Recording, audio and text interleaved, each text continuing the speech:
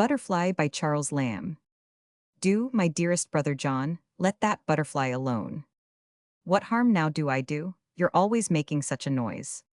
Oh fie, John, none but naughty boys say such rude words as you. Because you're always speaking sharp, on the same thing you always harp. A bird one may not catch, nor find a nest, nor angle neither, nor from the peacock pluck a feather, but you are on the watch to moralize and lecture still.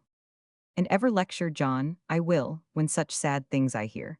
But talk not now of what is past, the moments fly away too fast, though endlessly they seem to last to that poor soul in fear. Well, soon, I say, I'll let it loose. But sister, you talk like a goose, there's no soul in a fly. It has a form and fibers fine, we're tempered by the hand divine who dwells beyond the sky. Look, brother, you have heard its wing, and plainly by its fluttering you see it's in distress. Gay painted coxcomb, spangled bow, a butterfly is called, that's always in full dress. The finest gentleman of all insects he is, he gave a ball, the poet wrote. Let's fancy this the very same, and then you'll own you've been to blame to spoil his silken coat. You're dancing, spangled, powdered bow, look, through the air I've let him go, and now we're friends again. As sure as he is in the air from this time, Anne, I will take care and try to be humane. Mamma gave us a single peach, she shared it among 7, now you may think that unto each but a small piece was given. Yet though each share was very small, we owned when it was eaten, being so little for us all did its fine flavor heighten. The tear was in our parents' eye, it seemed quite out of season. When we asked wherefore she did cry, she thus explained the reason. The cause, my children, I may say, was joy and not dejection. The peach, which made you all so gay, gave rise to this reflection. It's many a mother's lot to share, 7 hungry children viewing, a morsel of the coarsest fare, as I this peach was doing. I have got a newborn sister, I was nigh the first that kissed her. When the nursing woman brought her to Papa, his infant daughter, how Papa's dear eyes did glisten. She will shortly be to christen, and Papa has made the offer, I shall have the naming of her. Now I wonder what would please her, Charlotte, Julia, or Louisa. Anne and Mary they're too common, Joan's too formal for a woman, Jane's a prettier name beside, but we had a Jane that died. They would say, if 'twas Rebecca, that she was a little Quaker, Edith's pretty, but that looks better in old English books. Ellen's left off long ago, Blanche is out of fashion now. None that I have named as yet are so good as Margaret. Emily is neat and fine. What do you think of Caroline? How I'm puzzled and perplexed what to choose or think of next. I am in a little fever. Lest the name that I shall give her should disgrace her or defame her, I will leave Papa to name her. A bird appears a thoughtless thing. He's ever living on the wing, and keeps up such a caroling, that little else to do but sing a man would guess had he. No doubt he has his little cares, and very hard he often fares, the which so patiently he bears, that, listening to those cheerful airs, who knows but he may be in want of his next meal of seeds? I think for that his sweet song pleads. If so, his pretty art succeeds. I'll scatter there among the weeds all the small crumbs I see. A little boy with crumbs of bread many a hungry sparrow fed. It was a child of little sense, who this kind bounty did dispense. For suddenly it was withdrawn, and all the birds were left forlorn, in a hard time of frost and snow, not knowing where for food to go. He would no longer give them bread, because he had observed, he said, that sometimes to the window came a great blackbird, a rook by name, and took away a small bird's share. So foolish Henry did not care what became of the great rook, that from the little sparrows took, now and then, as twere by stealth, a part of their abundant wealth, nor evermore would feed his sparrows. Thus ignorance a kind heart narrows. I wish I had been there. I would have told the child, rooks live by food in the same way that sparrows do. I also would have told him too, birds act by instinct, and ne'er can attain the rectitude of man. Nay, that even, when distress does on poor human nature press, we need not be too strict in seeing the failings of a fellow being. Miss Lydia every day is dressed better than I am in my best white cambric muslin frock. I wish I had one made of clear-worked lawn, or leno very dear. And then my heart is broke. Almost to think how cheap my doll was bought when hers cost. Yes, cost full £1, it did, my brother. Nor has she had it weeks quite 5, yet, 'tis as true as I'm alive, she's soon to have another. Oh mother, hear my sister Jane, how foolishly she does complain, and tease herself for naught. But 'tis the way of all her sex, thus foolishly themselves to vex. Envy's a female fault. Oh brother Robert, say not so. It is not very long ago. Ah, brother, you forgot, when speaking of a boy you knew, remember how you said that you envied his happy lot. Let's see, what were the words I spoke? Why, maybe I was half in joke. Maybe I just might say, besides, that was not half so bad. For Jane, I only said he had more time than I to play. Oh, maybe, very well. And maybe, brother, I don't tell tales to mamma like you. Oh, cease your wrangling, cease, my dears. You would not wake a mother's fears thus, if you better knew. Mamma is displeased and looks very grave, and I own, brother, I was to blame just now when I told her I wanted to have, like Miss Lydia, a very fine name. 'Twas foolish, for Robert, Jane sounds very well when mamma says, I love my good Jane. I've been lately so naughty, I hardly can tell if she ever will say so again. We are each of us foolish, and each of us young, and often in fault and to blame. Jane, yesterday I was too free with my tongue, I acknowledge it now to my shame. For a speech in my good mother's hearing I made, which reflected upon her whole sex. And now like you, Jenny, I am much afraid that this might my dear mother vex. But yet, brother Robert, 'twas not quite so bad as that naughty reflection of mine, when I grumbled because Liddy Bellinger had dolls and dresses expensive and fine. For then, 'twas of her own self I complained, since mamma does provide all I have. Your repentance, my children, I see is unfeigned. You are now my good Robert, and now my good Jane. And if you never will be naughty again, your fond mother will never look grave. In your garb and outward clothing a reserved plainness use, by their neatness more distinguished than the brightness of their hues. All the colors in the rainbow serve to spread the peacock's train. Half the luster of his feathers would turn 20 coxcombs vain. Yet the swan that swims in rivers pleases the judicious sight, who, of brighter colors heedless, trusts alone to simple white. Yet all other hues, compared with his whiteness, show amiss, and the peacock's coat of colors like a fool's coat looks by his. Whether beneath sweet beds of roses, as foolish little Anne supposes, the spirit of a babe reposes before it to the body come, or, as philosophy more wise thinks it descendeth from the skies, we know the babes now in the room. And that is all which is quite clear, even to philosophy, my dear. The God that made us can alone reveal from whence a spirit's brought into young life, to light and thought, and this the wisest man must own. We'll now talk of the babe's surprise, when first he opens his new eyes, and first receives delicious food. Before the age of 6 or 7, to mortal children is not given much reason, or I think he would. And very naturally, wonder what happy star he was born under, that he should be the only care of the dear sweet food-giving lady, who fondly calls him her own baby, her darling hope, her infant heir. The motes up and down in the sun ever restlessly moving we see, whereas the great mountains stand still, unless terrible earthquakes there be. If these atoms that move up and down were as useful as restless they are, then a mountain I rather would be a mote in the sunbeam so fair. Henry was every morning fed with a full mess of milk and bread. One day the boy his breakfast took, and eat it by a purling brook which through his mother's orchard ran. From that time ever when he can escape his mother's eye, he there takes his food in open air. Finding the child delight to eat abroad and make the grass his seat, his mother lets him have his way. With free leave Henry every day thither repairs, until she heard him talking of a fine grey bird.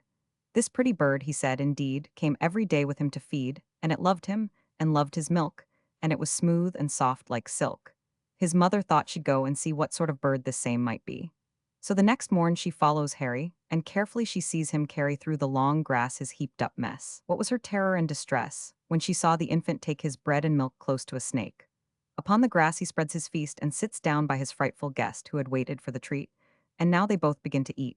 Fond mother, shriek not, O beware the least small noise, O have a care, the least small noise that may be made, the wily snake will be afraid. If he hear the lightest sound, he will inflict envenomed wound. She speaks not, moves not, scarce does breathe, as she stands the trees beneath.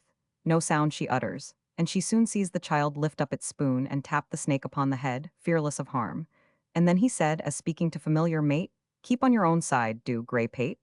The snake then to the other side, as one rebuked seems to glide, and now again advancing nigh, again she hears the infant cry, tapping the snake, keep further, do, mind, grey pate, what I say to you.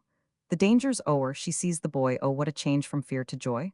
Rise and bid the snake good-bye, says he, our breakfast's done, and I will come again tomorrow day. Then, lightly tripping, ran away. Through the house what busy joy, just because the infant boy has a tiny tooth to show.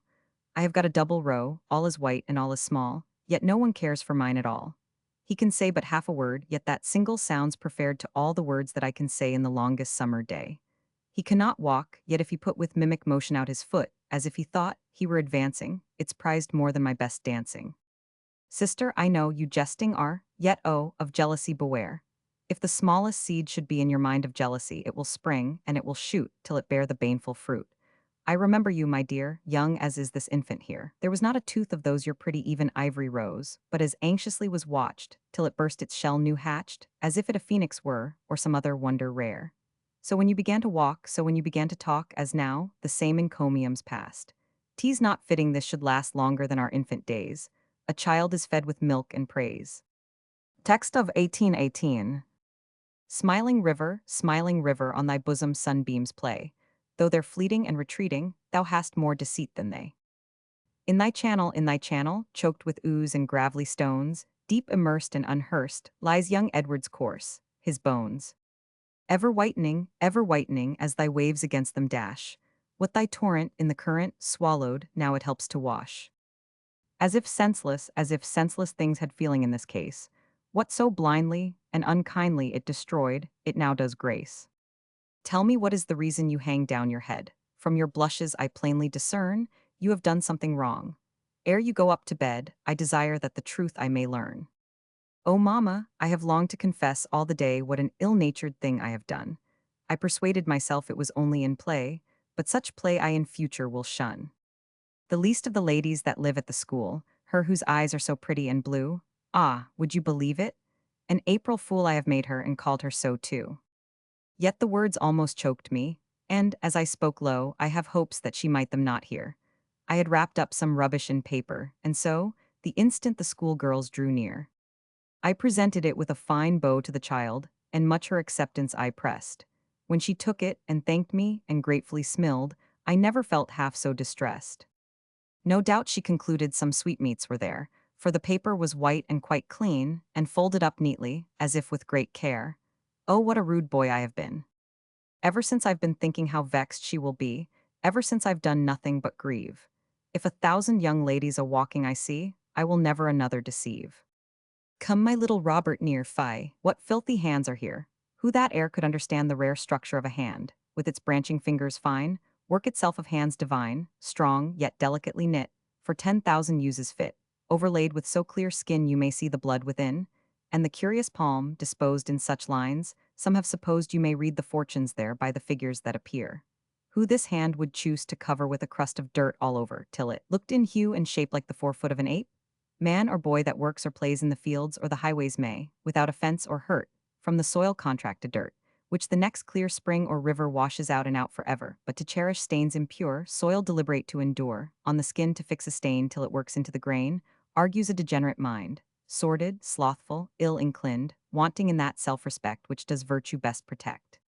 All endearing cleanliness, virtue next to godliness, easiest, cheapest, needfulst duty, to the body health and beauty, who that's human would refuse it, when a little water does it.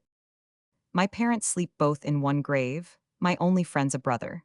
The dearest things upon the earth we are to one another. A fine stout boy I knew him once, with active form and limb. Whene'er he leaped, or jumped, or ran, oh I was proud of him. He leaped too far, he got a hurt, he now does limping go. When I think on his active days, my heart is full of woe. He leans on me, when we to school do every morning walk. I cheer him on his weary way, he loves to hear my talk. The theme of which is mostly this, what things he once could do. He listens pleased, then sadly says, "Sister, I lean on you." Then I reply, "Indeed you're not scarce any weight at all. And let us now still younger years to memory recall. Led by your little elder hand, I learned to walk alone. Careful you us to be of me, my little brother John. How often, when my young feet turred, you've carried me a mile, and still together we can sit and rest a little while. For our kind master never minds, if we're the very last.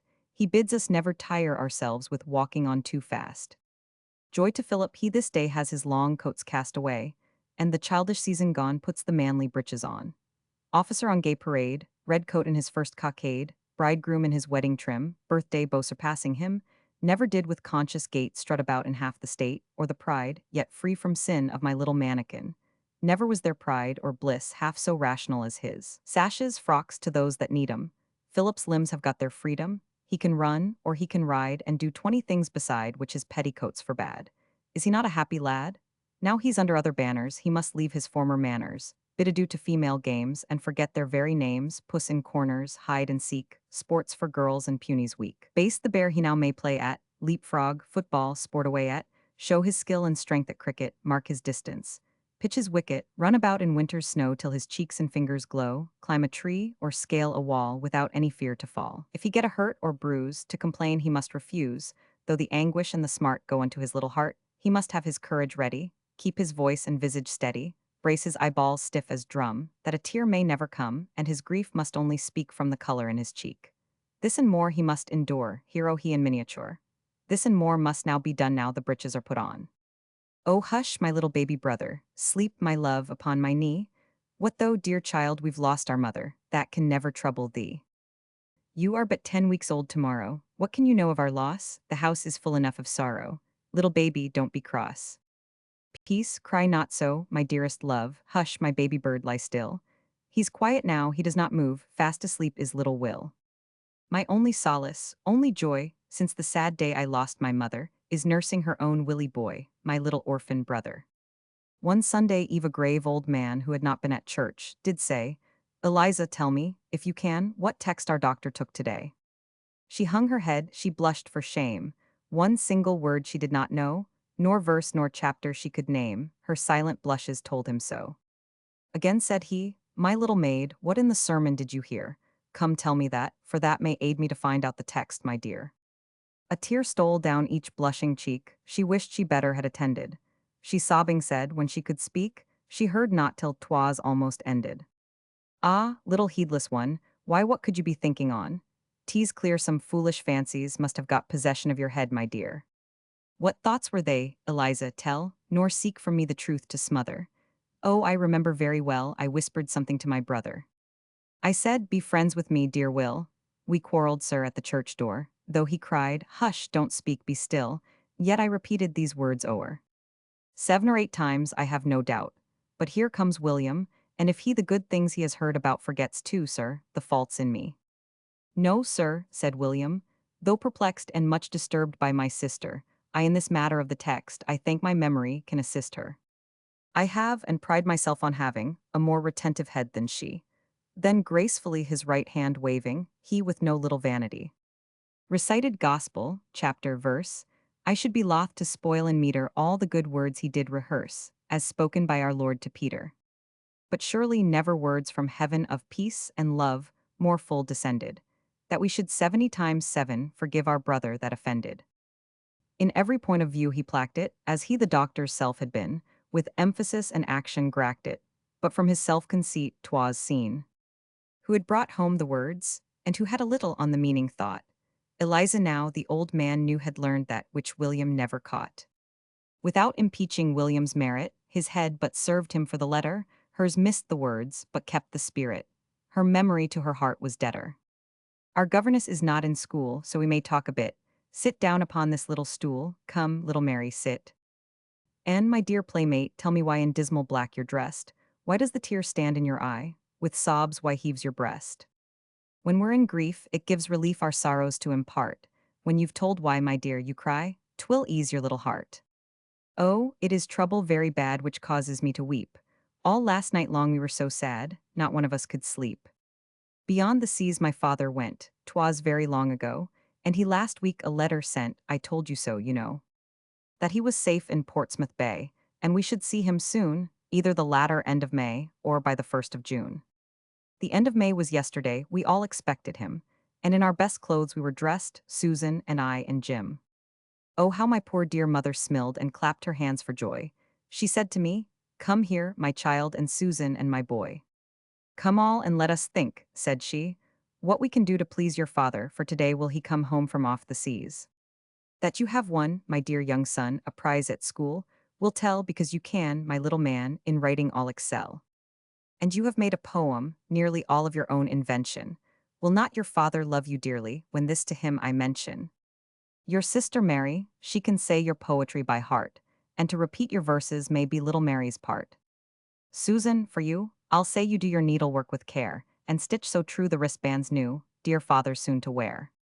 Oh hark, said James, I hear one speak, 'tis like a seaman's voice. Our mother gave a joyful shriek, how did we all rejoice. My husband's come, My father's here. But oh, alas, it was not so, it was not as we said. A stranger seaman did appear, on his rough cheek there stood a tear, for he brought to us a tale of woe, our father dear was dead. Horatio of ideal courage vain was flourishing in ere his father's cane, and as the fumes of valor swelled his pate, now thought himself this hero, and now that, and now, he cried, I will Achilles be, my sword I brandish, see the Trojans flee. Now I'll be Hector, when his angry blade a lane through heaps of slaughtered Grecians made. And now by deeds still braver I'll evince, I am no less than Edward the Black Prince. Give way, ye coward French? As thus he spoke, and aimed in fancy a sufficient stroke to fix the fate of Cressy or Poictiers. The muse relates the hero's fate with tears. He struck his milk-white hand against a nail, sees his own blood, and feels his courage fail. Ah, where is now that boasted valor flown, that in the tented field so late was shown? Achilles weeps, great Hector hangs the head, and the Black Prince goes whimpering to bed. An infant is a selfish sprite. But what of that? The sweet delight which from participation springs is quite unknown to these young things. We elder children then will smile at our dear little John a while, and bear with him, until he see there is a sweet felicity in pleasing more than only one dear little craving selfish John.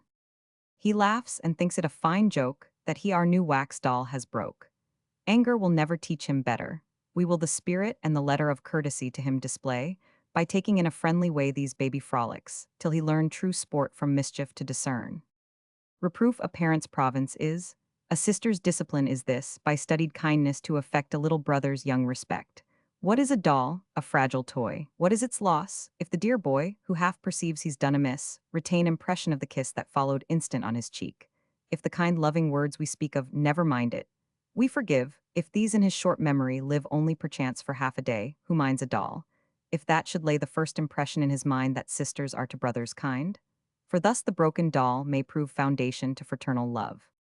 Why on your sister do you look, Octavius, with an eye of scorn, as scarce her presence you could brook?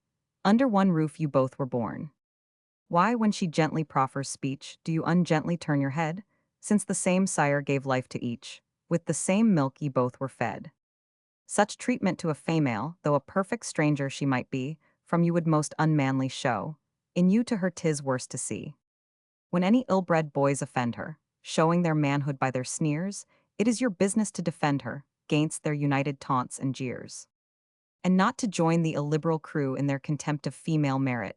What's bad enough in them, from you is want of goodness, want of spirit. What if your rougher outdoor sports her less robustious spirits daunt? And if she join not the resorts, where you and your wild playmates haunt? Her milder province is at home. When your diversions have an end, when overtoiled from play you come, you'll find in her an indoors friend. Leave not your sister to another. As long as both of you reside in the same house, who but her brother should point her books, her studies guide? If nature, who allots our cup, then her has made you stronger, wiser.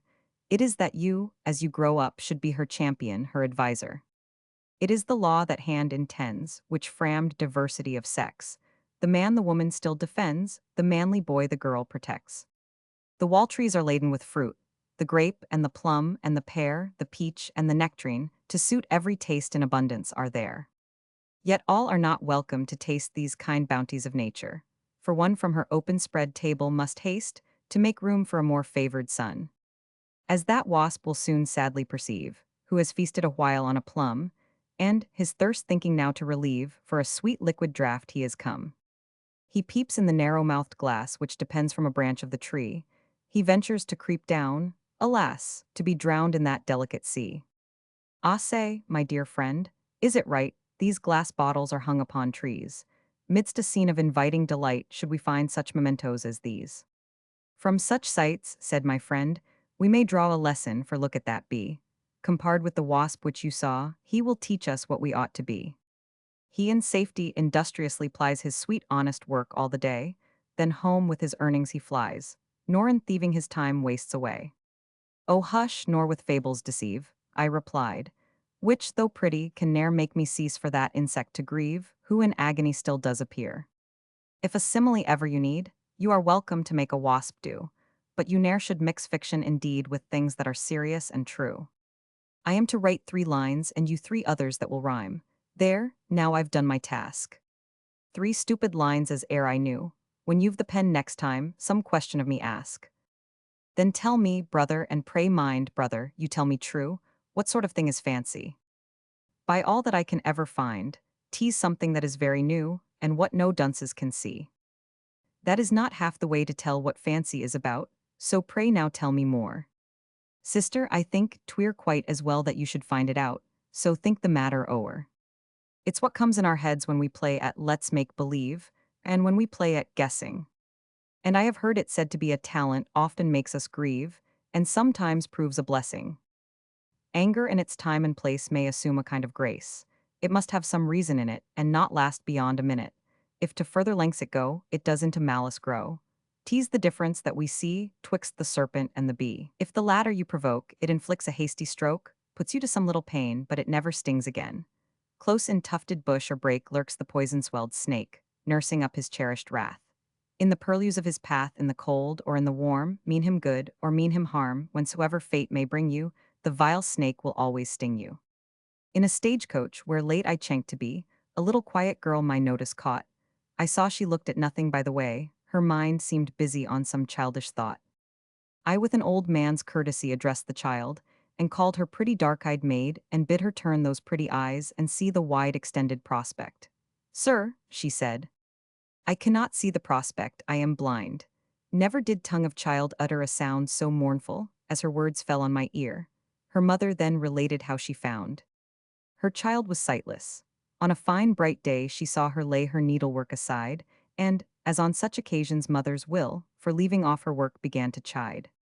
I'll do it when 'tis daylight, if you please. I cannot work, mamma, now it is night. The sun shone bright upon her when she spoke, and yet her eyes received no ray of light. I'll make believe and fancy something strange. I will suppose I have the power to change and make all things unlike to what they were, to jump through windows and fly through the air, and quite confound all places and all times, like harlequins we see in pantomimes. These thread papers my wooden sword must be, nothing more like one I at present see. And now all round this drawing room I'll range, and everything I look at I will change.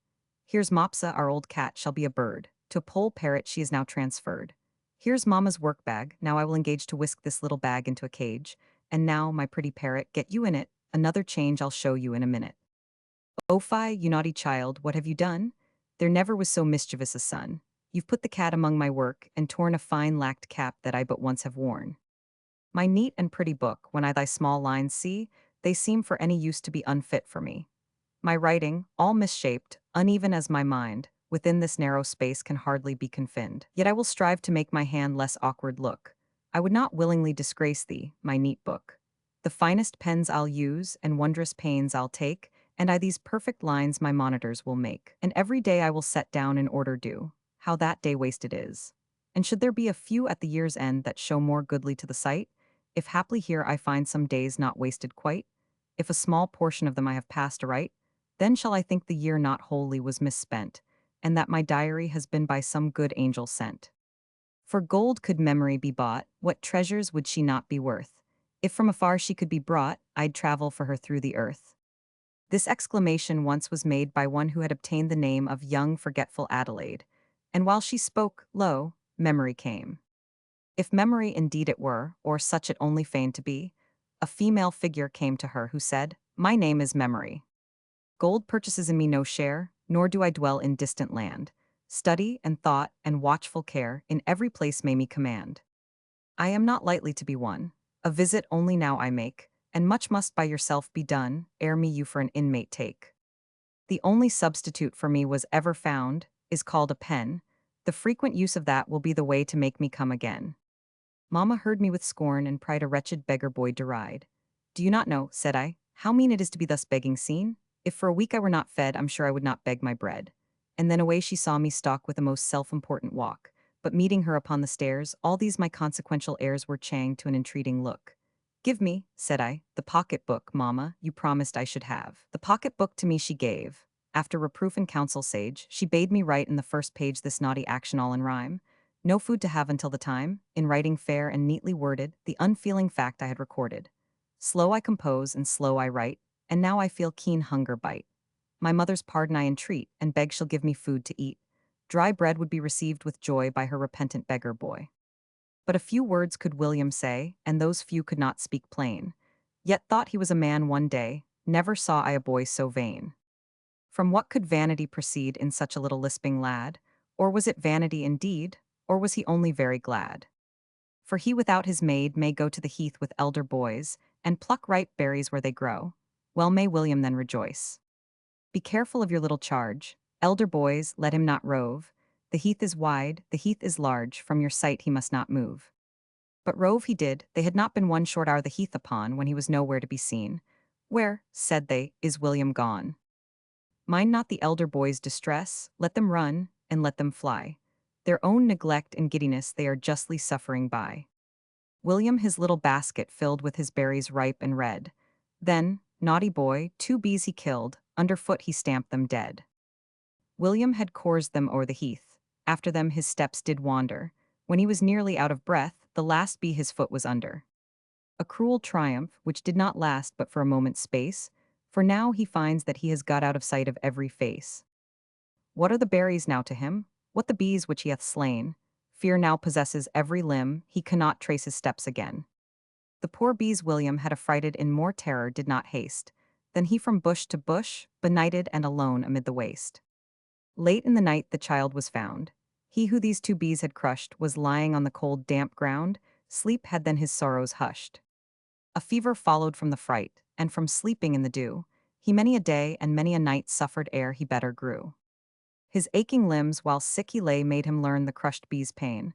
Oft would he to his mother say, I ne'er will kill a bee again. Oh, what a joyous, joyous day is that, on which we come at the recess from school away, each lad to his own home. What though the coach is crammed full, the weather very warm, think you a boy of us is dull, or feels the slightest harm? The dust and sun is life and fun, the hot and sultry weather a higher zest gives every breast, thus jumbled all together. Sometimes we laugh aloud, sometimes huzzah, huzzah, who is so buoyant, free, and proud as we home travelers are. But sad is every lad that day on which we come, that last day on which away we all come from our home. The coach too full is found to be. Why is it crammed thus? Now everyone can plainly see there's not half room for us. Soon we exclaim, oh shame, this hot and sultry weather, who but our master is to blame, who packed us thus together? Now dust and sun does every one most terribly annoy.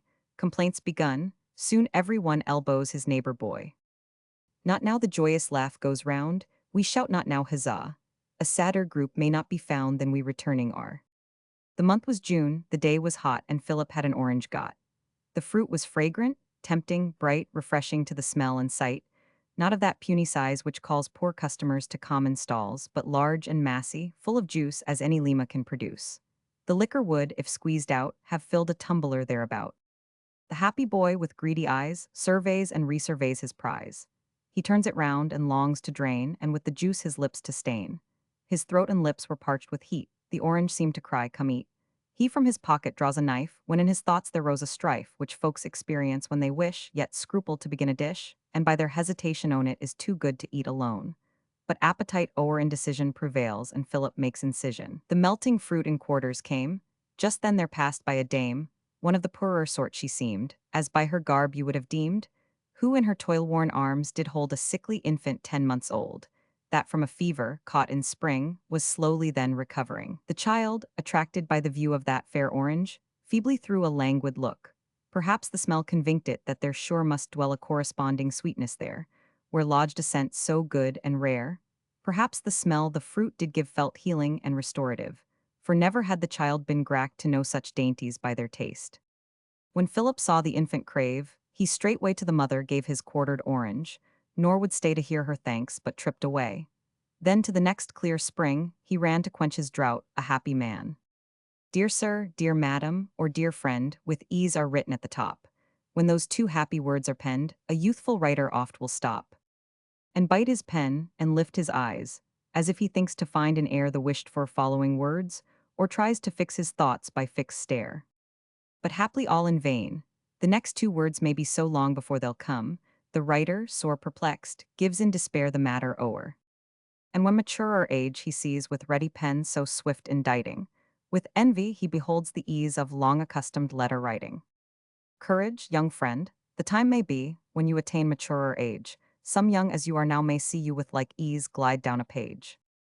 Even then when you, To years a debtor, in varied phrase your meanings wrap.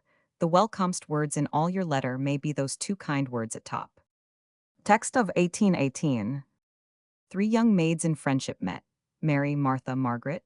Margaret was tall and fair, Martha shorter by a hair. If the first excelled in feature, others' grace and ease were greater. Mary, though to rival Loth in their best gifts equaled both, they a due proportion kept. Martha mourned if Margaret wept. Margaret joyed when any good she of Martha understood, and in sympathy for either Mary was outdone by neither. Thus far, for a happy space, all three ran an even race, a most constant friendship proving, equally beloved and loving, all their wishes, joys the same, sisters only not in name. Fortune upon each one smiled, as upon a favorite child.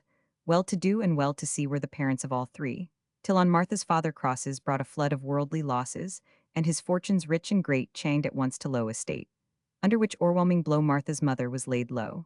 She a hapless orphan left, of maternal care bereft, trouble following trouble fast, lay in a sick bed at last. In the depth of her affliction, Martha now received conviction that a true and faithful friend can the surest comfort lend. Night and day, with friendship tried, ever constant by her side was her gentle Mary found, with a love that knew no bound, and the solace she imparted salved her dying, broken-hearted. In this scene of earthly things, not one good unmixed springs. That which had to Martha proved a sweet consolation, moved different feelings of regret in the mind of Margaret. She, whose love was not less dear, nor affection less sincere to her friend, was, by occasion of more distant habitation, fewer visits forked to pay her, when no other cause did stay her. And her Mary living nearer, Margaret began to fear her, lest her visits day by day Martha's heart should steal away, that whole heart she ill could spare her, where till now she'd been a sharer. From this cause with grief she pined, till at length her health declined. All her cheerful spirits flew, fast as Martha gathered new, and her sickness waxed sore, just when Martha felt no more. Mary, who had quick suspicion of her altered friend's condition, seeing Martha's convalescence less demanded now her presence, with a goodness, built on reason, changed her measures with the season, turned her steps from Martha's door, went where she was wanted more. All her care and thoughts were set now to tend on Margaret. Mary living, twixt the two, from her home could oftener go, either of her friends to see, than they could together be. Truth explained is to suspicion evermore the best physician. Soon her visits had the effect. All that Margaret did suspect, from her fancy vanished clean. She was soon what she had been, and the color she did lack to her faded cheek came back. Wounds which love had made her feel, love alone had power to heal. Martha, who the frequent visit now had lost, and sore did miss it, with impatience waxed cross, counted Margaret's gain her loss. All that Mary did confer on her friend thought due to her. In her girlish bosom rise little foolish jealousies, which into such rancor wrought, she one day for Margaret sought. Finding her by chance alone, she began, with reasons shown, to insinuate a fear whether Mary was sincere. Wished that Margaret would take heed whence her actions did proceed. For herself, she'd long been minded not with outsides to be blinded. All that pity and compassion, she believed was affectation. In her heart she doubted whether Mary cared a pin for either. She could keep whole weeks at distance, and not know of their existence while all things remained the same. But when some misfortune came, then she made a great parade of her sympathy and aid. Not that she did really grieve, it was only make-believe, and she cared for nothing, so she might her fine feelings show, and get credit on her part for a soft and tender heart. With such speeches smoothly made, she found methods to persuade Margaret, who, being sore from the doubts she'd felt before, was prepared for mistrust, to believe her reasons just. Quite destroyed that comfort glad which in Mary late she had, made her in experience, spite, think her friend a hypocrite, and resolve, with cruel scoff, to renounce and cast her off. See how good turns are rewarded. She of both is now discarded, who to both had been so late their support in low estate, all their comfort, and their stay, now of both is cast away. But the league her presence cherished, losing its best prop, soon perished. She that was a link to either to keep them in it together being gone, the two, no wonder, that were left, soon fell asunder. Some civilities were kept, but the heart of friendship slept. Love with hollow forms was fed, but the life of love lay dead. A cold intercourse they held after Mary was expelled. 2 long years did intervene since they'd either of them seen, or, by letter, any word of their old companion heard, when, upon a day, once walking, of indifferent matters talking, they a female figure met. Martha said to Margaret, "That young maiden face does carry a resemblance strong of Mary." Margaret, at nearer sight, owned her observation right, but they did not far proceed ere they knew 'twas she indeed. She, but ah, how changed they view her from that person which they knew her. Her fine face disease had scarred, and its matchless beauty marred. But enough was left to trace Mary's sweetness, Mary's grace. When her eye did first behold them, how they blushed. But when she told them how on a sick bed she lay months, while they had kept away, and had no inquiries made if she were alive or dead. How, for want of a true friend, she was brought near to her end, and was like so to have died with no friend at her bedside, how the constant irritation, cowsed by fruitless expectation of their coming, had extended the illness, when she might have mended. Then, oh then, how did reflection come on them with recollection? All that she had done for them, how it did their fault condemn. But sweet Mary, still the same, kindly eased them of their shame, spoke to them with accents bland, took them friendly by the hand, bound them both with promise fast not to speak of troubles past, made them on the spot declare a new league of friendship there, which without a word of strife lasted thenceforth long as life. Martha now and Margaret strove who most should pay the debt which they owed her, nor did vary ever after from their Mary. I have taught your young lips the good words to say over, which form the petition we call the Lord's Prayer, and now let me help my dear child to discover the meaning of all the good words that are there. Our Father, the same appellation is given to a parent on earth, and the parent of all, oh gracious permission, the God that's in heaven allows his poor creatures him Father to call. To hallow his name is to think with devotion of it, and with reverence mention the same. Though you are so young, you should strive for some notion of the awe we should feel at the Holy One's name. His will done on earth as it is done in heaven is a wish and a hope we are suffered to breathe, that such grace and favor to us may be given, like good angels on high we may live here beneath. Our daily bread give us, your young apprehension may well understand is to pray for our food. Although we ask bread, and no other thing mention, God's bounty gives all things sufficient and good. You pray that your trespasses may be forgiven, as you forgive those that are done unto you. Before this you say to the God that's in heaven, consider the words which you speak. Are they true? If anyone has in the past time offended us angry creatures who soon take offense, these words in the prayer are surely intended to soften our minds and expel wrath from thence. We pray that temptations may never assail us, and deliverance beg from all evil we find, but we never can hope that our prayer will avail us if we strive not to banish ill thoughts from our mind. For thine is the kingdom, the power, and the glory, for ever and ever. These titles are meant to express God's dominion and majesty o'er ye. And Amen to the sense of the whole gives assent. To Jesus our Savior some parents presented their children. What fears and what hopes they must feel. When this the disciples would fain have prevented, our Savior reproved their unseasonable zeal. Not only free leave to come to him was given, but of such were the blessed words Christ our Lord spake, of such is composed the kingdom of heaven. The disciples, abashed, perceived their mistake. With joy then the parents their children brought nigher, and earnestly begged that his hands he would lay on their heads, and they made a petition still higher, that he for a blessing upon them would pray. O happy young children, thus brought to adore him, to kneel at his feet and look up in his face. No doubt now in heaven they still are before him, children still of his love and enjoying his grace. For being so blessed as to come to our Savior, how deep in their innocent hearts it must sink. 'Twas a visit divine, a most holy behavior must flow from that spring of which then they did drink. When the arts in their infancy were, in a fable of old 'tis expressed, a wise magpie constructed that rare little house for young birds, called a nest. This was talked of the whole country round, you might hear it on every bough sung, now no longer upon the rough ground will fond mothers brood over their young. For the magpie with exquisite skill has invented a moss-covered cell, within which a whole family will in the utmost security dwell. To her mate did each female bird say, let us fly to the magpie, my dear, if she will but teach us the way, a nest we will build us up here. It's a thing that's close arched overhead, with a hole made to creep out and in. We, my bird, might make just such a bed if we only knew how to begin. To the magpie soon, every bird went, and in modest terms made their request that she would be pleased to consent to teach them to build up a nest. She replied, I will show you the way, so observe everything that I do. First 2 sticks cross each other I lay, to be sure, said the crow. Why, I knew it must be begun with 2 sticks, and I thought that they crossed should be, said the pie. Then some straw and moss mix, in the way you now see done by me. Oh yes, certainly, said the jackdaw.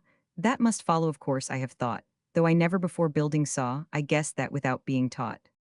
More moss, straw, and feathers I place in this manner, continued the pie. Yes, no doubt, madam, that is the case, though no builder myself, even I. Said the starling, conjectured 'twas so. It must of necessity follow. For more moss, straw, and feathers, I know it requires to be soft, round, and hollow. Whatever she taught them beside, in his turn every bird of them said, though the nest-making art he ne'er tried, he had just such a thought in his head. Still the pie went on showing her art, till a nest she had built up halfway, she no more of her skill would impart, but in anger went fluttering away. And this speech in their hearing she made, as she perched o'er their heads on a tree, If ye all were well skilled in my trade, pray, why came ye to learn it of me? When a scholar is willing to learn, he with silent submission should hear. Too late they their folly discern, the effect to this day does appear. For whenever a pie's nest you see, her charming warm canopy view, all birds' nests but hers seem to be a magpie's nest just cut in two. A wicked action fear to do, when you are by yourselves. For though you think you can conceal it, a little bird that's in the air the hidden trespass shall declare, and openly reveal it. Richard this saying oft had heard, until the sight of any bird would set his heart a-quaking. He saw a host of winged spies forever o'er him in the skies, note of his actions taking. This pious precept, while it stood in his remembrance, kept him good when nobody was by him. For though no human eye was near, yet Richard still did wisely fear the little bird should spy him. But best resolves will sometimes sleep. Poor frailty will not always keep from that which is forbidden. And Richard one day, left alone, laid hands on something not his own, and hopped the theft was hidden. His conscience slept a day or two, as it is very apt to do when we with pain suppress it. And though at times a slight remorse would raise a pang, it had not force to make him yet confess it. When on a day, as he abroad walked by his mother, in their road he heard a skylark singing. Smit with the sound, a flood of tears proclaimed the superstitious fears his inmost bosom wringing. His mother, wondering, saw him cry, and fondly asked the reason why. Then Richard made confession, and said, he feared the little bird he singing in the air had heard was telling his transgression. The words which Richard spoke below, as sounds by nature upwards go, were to the skylark carried. The airy traveller with surprise to hear his sayings, in the skies on his mid-journey tarried. His anger then the bird expressed. Sure, since the day I left the nest, I ne'er heard folly, so fit to move a skylark's mirth, as what this little son of earth hath in his grossness muttered. Dull fool, to think we sons of air on man's low actions waste a care, his virtues or his vices, or soaring on the summer gales, that we should stoop to carry tales of him or his devices. Our songs are all of the delights we find in our wild airy flights, and heavenly exaltation. The earth you mortals have at heart is all too gross to have a part in skylark's conversation. Unless it be in what green field or meadow we our nest may build, midst flowering broom or heather, from whence our new-fledged offspring may with least obstruction wing their way up to the walks of ether. Mistaken fool, man needs not us his secret merits to discuss, or spy out his transgression. When once he feels his conscience stirred, that voice within him is the bird that moves him to confession. When beasts by words their meanings could declare, some well-dressed men and women did repair to gaze upon two monkeys at a fair. And one who was the spokesman in the place said, in their countenance you might plainly trace the likeness of a withered old man's face.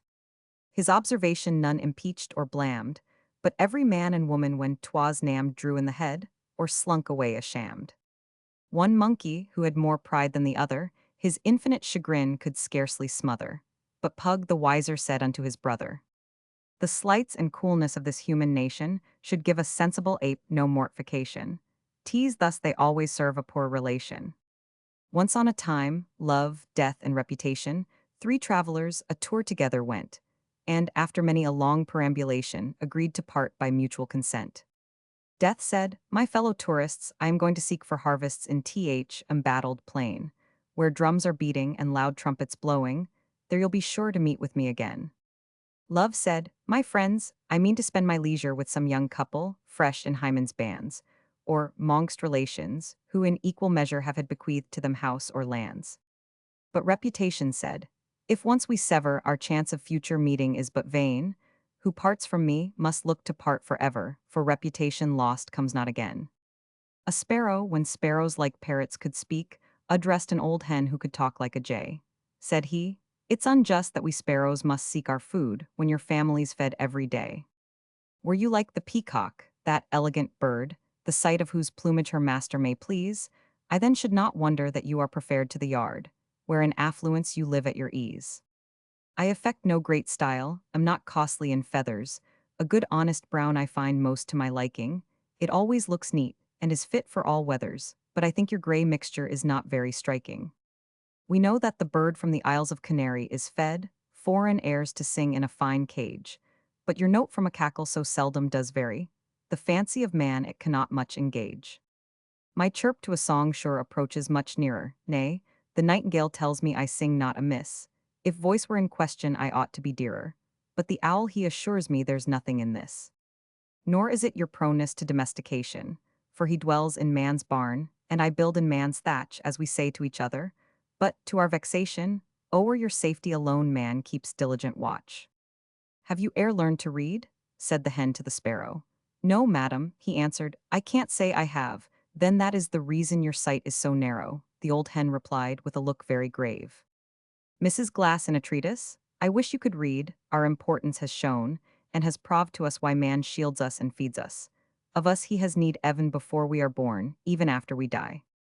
Brothers and sisters I have many, though I know there is not any of them but I love, yet I will just name them all, and try, as one by one I count them o'er, if there be one a little more loved by me than all the rest. Yes, I do think that I love best my brother Henry because he has always been most fond of me. Yet to be sure, there's Isabel. I think I love her quite as well. And I assure you, little Anne, no brother nor no sister can be more dear to me than she. Only, I must say, Emily, being the eldest, it's right her to all the rest I should prefer.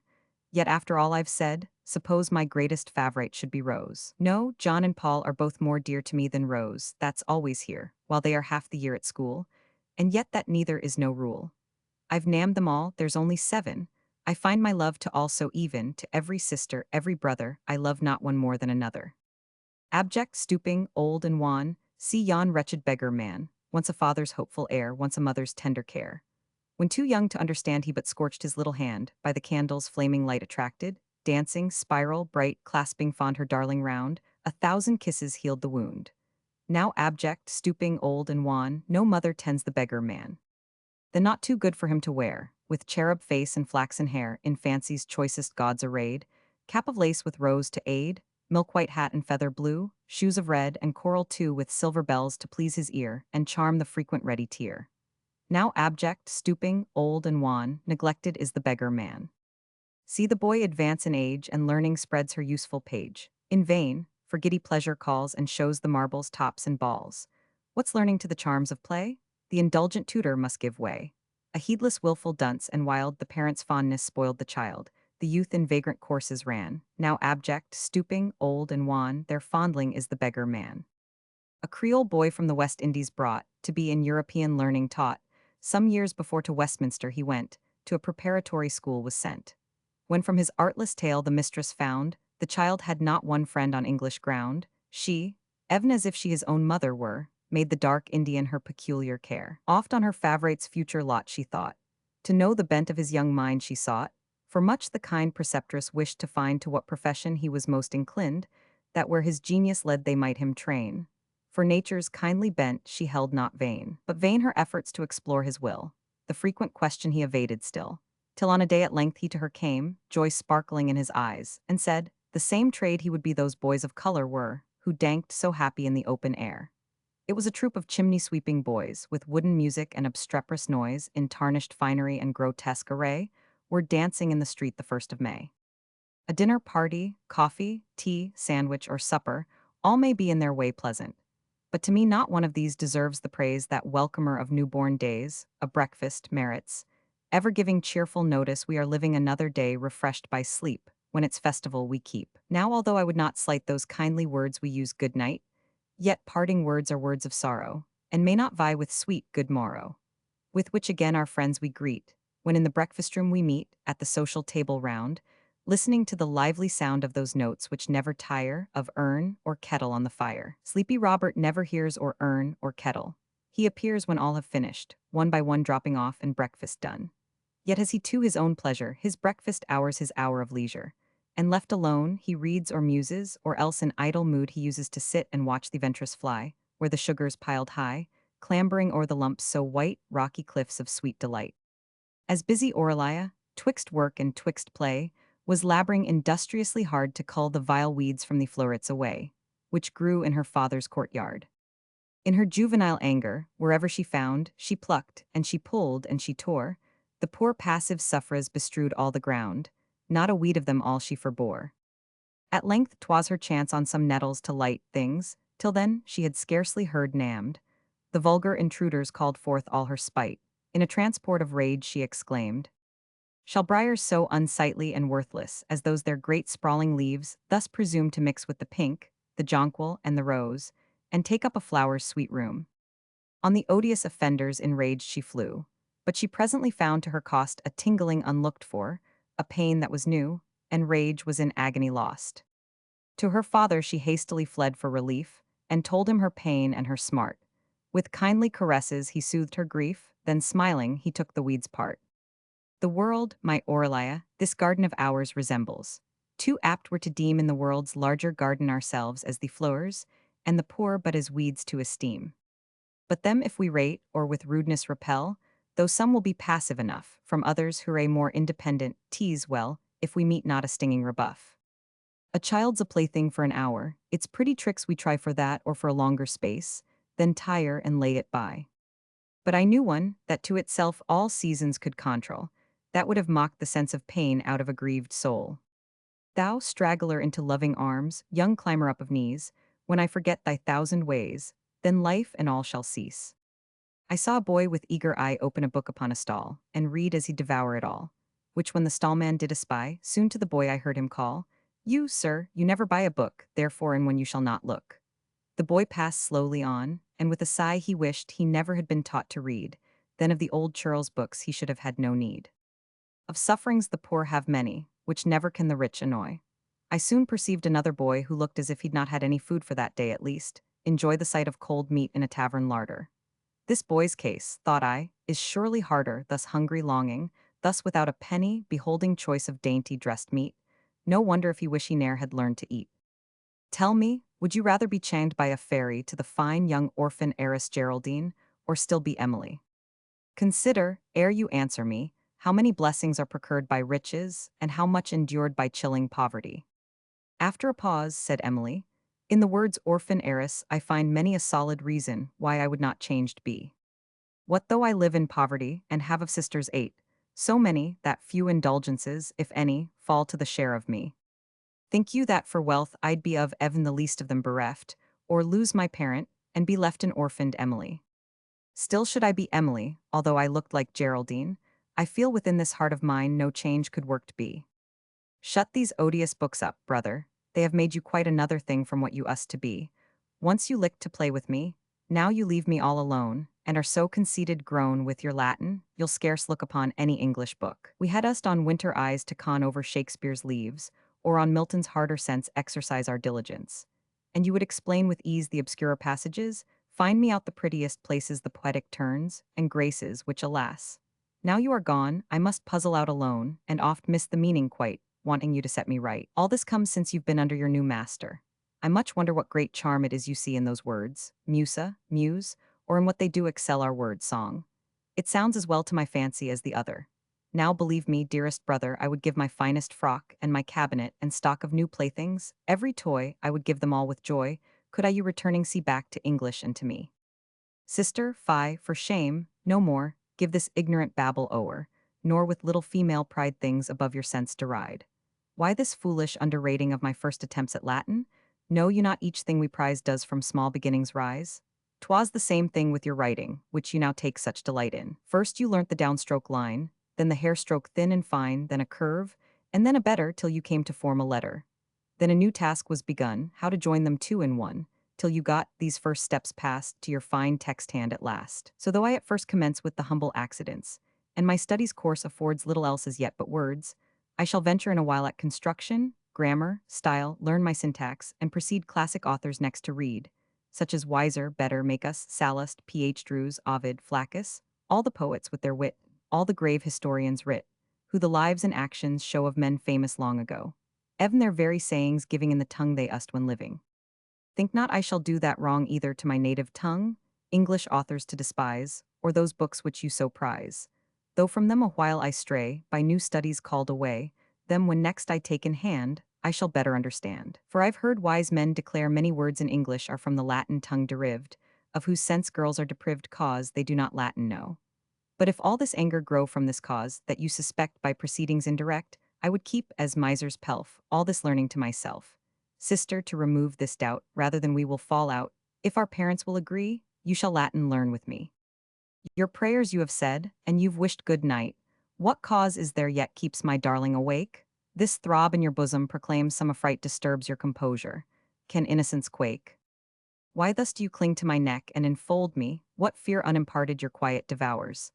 Oh, mother, there's reason, for Susan has told me, a dead body lies in the room next to ours. I know it, and but for forgetfulness, dear, I meant you the coffin this day should have seen, and read the inscription, and told me the year and day of the death of your poor old nurse Green. Oh, not for the wealth of the world would I enter a chamber wherein a dead body lay hid, lest somebody bolder than I am should venture to go near the coffin and lift up the lid. And should they do so and the coffin uncover, the corpse underneath it would be no ill sight. This frame, when its animal functions are over, has nothing of horror the living to fright. To start at the dead is preposterous error, to shrink from a foe that can never contest. Shall that which is motionless move thee to terror, or thou become restless 'cause they are at rest? To think harm of her our good feelings forbid us by whom, when a babe you were dandled and fed, who living so many good offices did us, I ne'er can persuade me would hurt us when dead. But if no endeavor your terrors can smother, if vainly against apprehension you strive, come, bury your fears in the arms of your mother. My darling, cling close to me, I am alive. In whatsoever place resides good temper, she o'er all presides, the most obdurate heart she guides. Even anger yields unto her power, and sullen spite forgets to lure, or reconciled weeps a shower. Reserve she softens into ease, makes fretfulness leave off to tease, she waywardness itself can please. Her handmaids they are not a few, sincerity that's ever true, and prompt obedience always new. Urbanity that ever smiles, and frankness that ne'er useth wiles, and friendliness that ne'er beguiles. And firmness that is always ready to make young good resolves more steady, the only safeguard of the giddy. And blushing modesty, and sweet humility in fashion neat, yet still her train is incomplete. Unless meek piety attend good temper as her surest friend, abiding with her to the end. The drunkard's sin, excess in wine, which reason drowns and health destroys, as yet no failing is of thine, dear Jim. Strong drinks not given to boys. You from the cool fresh steam allay those thirsts which sultry suns excite. When choked with dust, or hot with play, a cup of water yields delight. And reverence still that temperate cup, and cherish long the blameless taste. To learn the faults of men grown up, dear Jim, be wise and do not haste.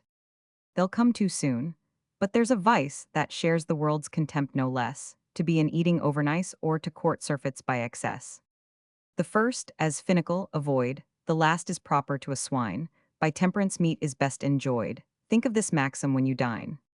Prefer with plain food to be fed, rather than what are dainties styled. A sweet tooth in an infant's head is pardoned, not in a grown child. If parent, aunt, or liberal friend with splendid shilling line your purse, do not the same on sweetmeats spend, nor appetite with pampering nurse.